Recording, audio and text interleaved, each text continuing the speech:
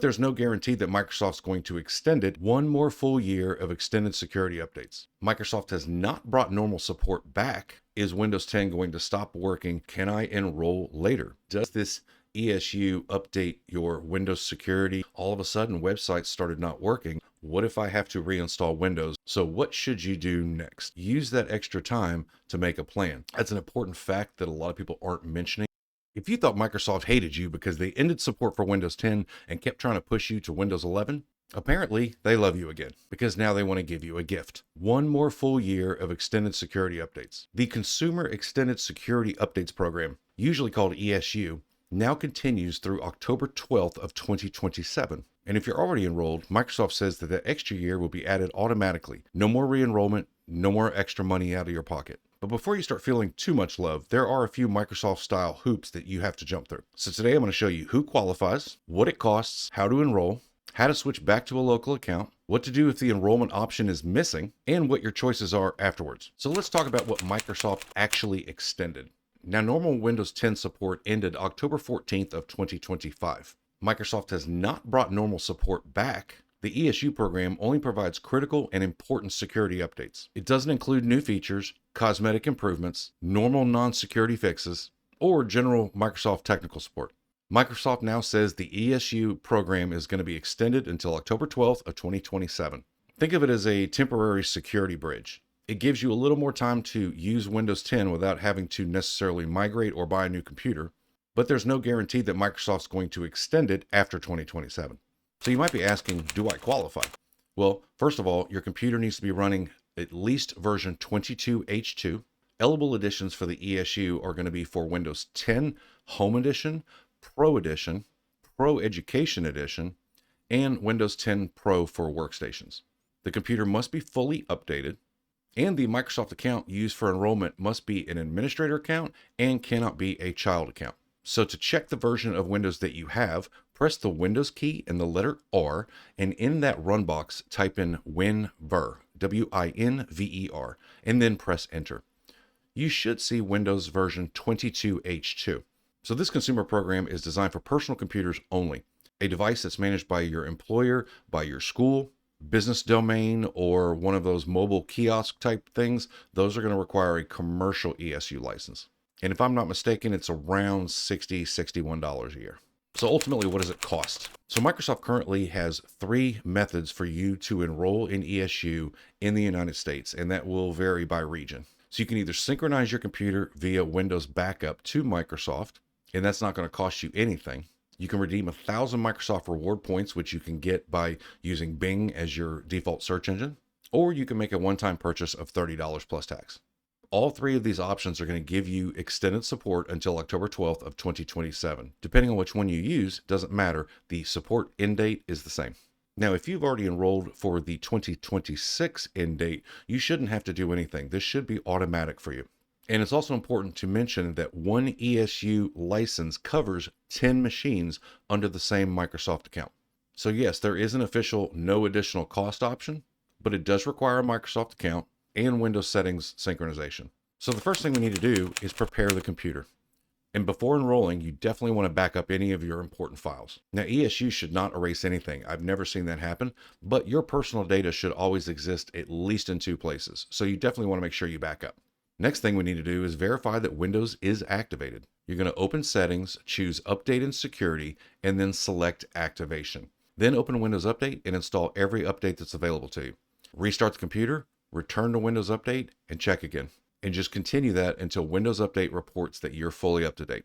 Now, how do you enroll?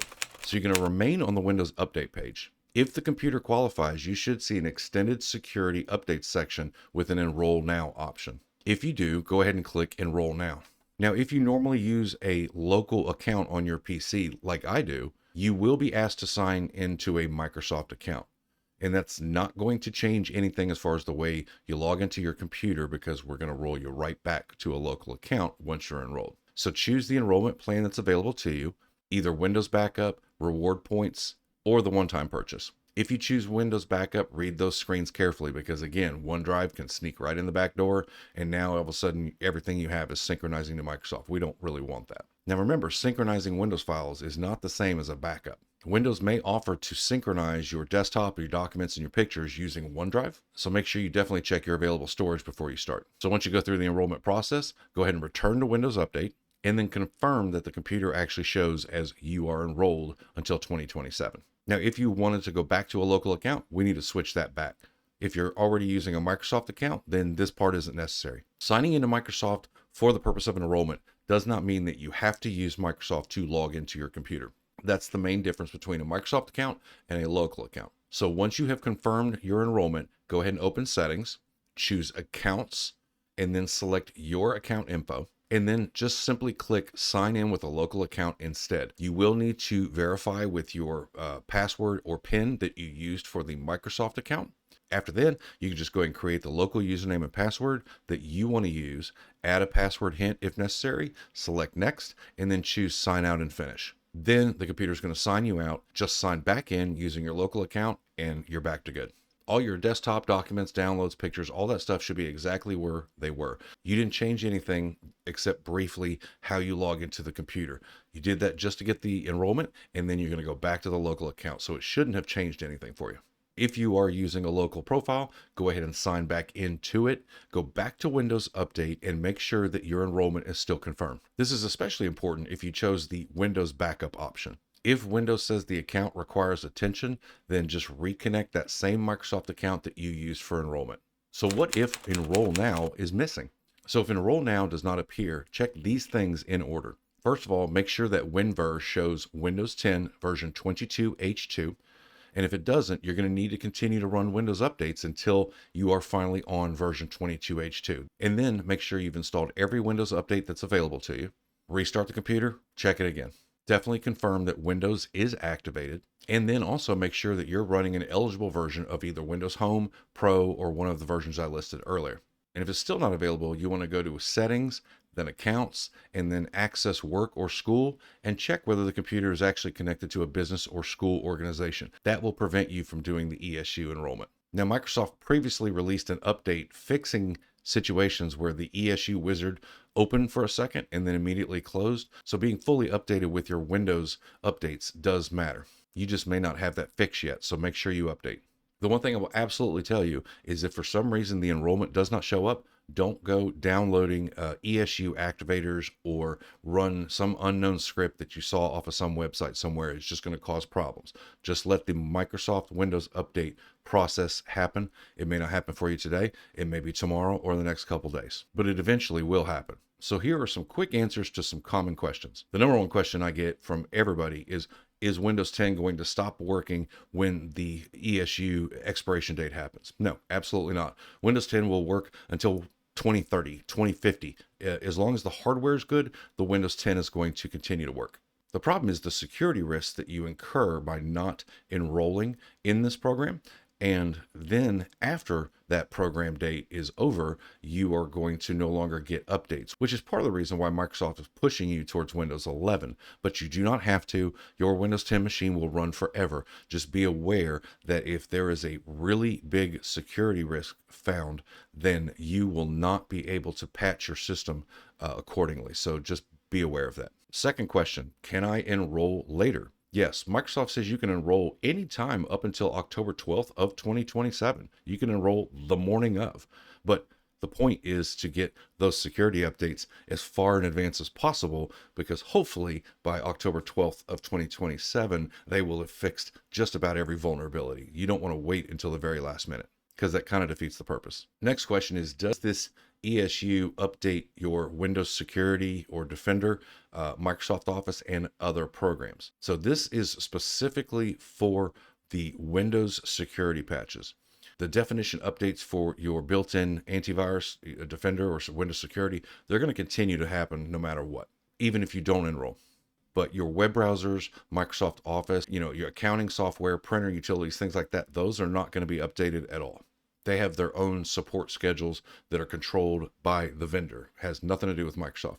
And the bigger problem is that this ESU update does not guarantee that any of those vendors are going to update their software to continue to work in Windows 10. I actually had a client one time who had a Windows Vista machine, and Windows 10 was the new standard, and His computer still worked on Windows Vista. He didn't need a new computer, but the problem is when he would go to YouTube or his Google Chrome browser, all of a sudden websites started not working because the software was no longer functional for that version of Windows. So that can make a difference. Just be aware of that going forward. Now, the other question is got 3 or 4 people that use this computer with different profiles. Do each of them have to enroll? No, absolutely not. There's one enrollment per machine. Once the computer is enrolled, all the users on that machine are enrolled as well. And again, this Microsoft account that you're going to use covers you for up to 10 machines. Another question is, what if I have to reinstall Windows? What does that do to my enrollment? Well, if you have to reinstall Windows and you download the Windows 10 installer and go through that whole process, you probably will have to go in and re-enroll in the ESU extended update. But as you've seen here before, it's a pretty simple process. You click here, you choose your method, you log in with a Microsoft account, you activate it, boom, you're done. If you want to roll back to a local account, you can do that too. So just be aware that if you wipe Windows, you will probably have to do this all over again. And again, that's going to have to involve going and getting all these Windows updates again to make sure that you're on at least 22H2 before you can even try. So after you've successfully enrolled, these ESU patches are going to continue to arrive via your normal Windows update. And you can always go into your Windows update, go into settings, updated security, Windows update, and then you can actually look at your update history to make sure that they're still coming in. So what should you do next? Should you keep using Windows 10? If the computer is reliable and it does everything you want it to do and you're happy with it and you have enrolled and extended your support until 2027, then keep using it. No need to panic and go out and replace the computer tomorrow. Microsoft bought you some time, but use that extra time to make a plan, because when the enrollment expiration happens, you're no longer going to get support. And if you are okay with that, then keep using your Windows 10 machine. If staying supported is important to you, now you have time between now and that date to pre-plan to maybe buy a Windows 11 machine, which is going to give you more years of automatic built-in support. It's just really a matter of what's important to you. So the first plan would be upgrade to Windows 11 if you're on a machine that actually supports that upgrade, because then it doesn't cost you anything else and you get all these years of support included. If you run a machine that has unsupported hardware, you can still upgrade to Windows 11 using a program called Rufus, but at some point, Microsoft may turn off Windows updates for machines that don't meet their hardware requirements, even if they're actively running Windows 11. So you need to be aware of that. They can turn that switch at any time. And I think at some point they probably will.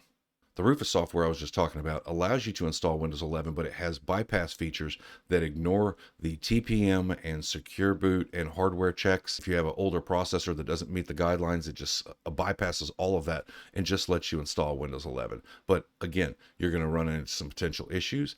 And you also probably want to make sure that if you do go that route and upgrade to Windows 11 on an unsupported machine, you might want to check the manufacturer's website to make sure that there are Windows 11 drivers for your audio, for your video, for your Wi-Fi, networking, sound, all of that stuff. Because when you upgrade to Windows 11, it's going to want to install Windows 11 drivers. If there are no Windows 11 drivers for your hardware, then you might be stuck in a situation where you've got Windows 11, but you have no sound or no internet or whatever. So make sure you go check your manufacturer's website. Just look up your model number and search by Windows 11 drivers and then see if all of your drivers are covered. If they are, then you should be good to go. But the Rufus software isn't going to do any of that. It's just going to install Windows 11. Doesn't matter whether there's drivers available or not. So that's an important fact that a lot of people aren't mentioning when they're talking about upgrading to Windows 11. Definitely want to make sure you got drivers. Now, your third option is to just replace the computer with one that already has Windows 11 on it, and you're going to continue to get those updates. So if you are kind of leaning towards that anyway, might not be a bad idea to put that on the calendar as, October 2027, we're going to go ahead and buy a new computer. The advantage of waiting is that you'll continue to get those Windows 10 updates on your current machine. Gives you a little more time to save up some money if you need to. Plus, you're going to get a lot more machine for less price a year and a half from now than you would if you went and bought it today. So it's just something to think about. Or the other option is continue to use your Windows 10 machine just like you're doing today, with or without support, and just take that risk. But just remember, there's all it takes is one security exploit to completely take out your machine. And hopefully, if you have your data backed up, it's an inconvenience, but it's not devastating. But it's certainly an option. And again, your Windows 10 machine will run until the end of time, just it won't be supported. The final option is you could just leave Microsoft forever and switch to something like Linux. If you're tired of Windows Microsoft hardware requirements, all the hardware restrictions and minimums, force changes, workarounds, and all the hoops that you have to jump through, there is another choice. If you are a basic Windows user, nothing too fancy, you do what I call the pick six, as you check email online, and maybe you watch YouTube videos and you look at pictures and open documents, and maybe do some light audio video work and things like that. There is absolutely no reason that you have to stay on Windows to do those things. And using an operating system like Linux actually completely frees you from that Microsoft stranglehold. Now, Linux isn't right for everyone. Certain Windows software, higher end gaming, some printers, scanners, other hardware may not work correctly in Linux, but there are improvements coming every single day. For a very basic Windows user, a Windows-like Linux version is probably going to be a lot easier than you think. Now, I did make a video recently about one of my favorite Linux distributions. You can watch that video and find out for yourself whether Linux might be a better long-term solution for you. So if this video helped you at all, will you do me a favor and hit like, share, or subscribe? It would mean the world to me. My name is Scott Merrill, and as always, this is Ask Your Computer Guy. We'll see you in the next one.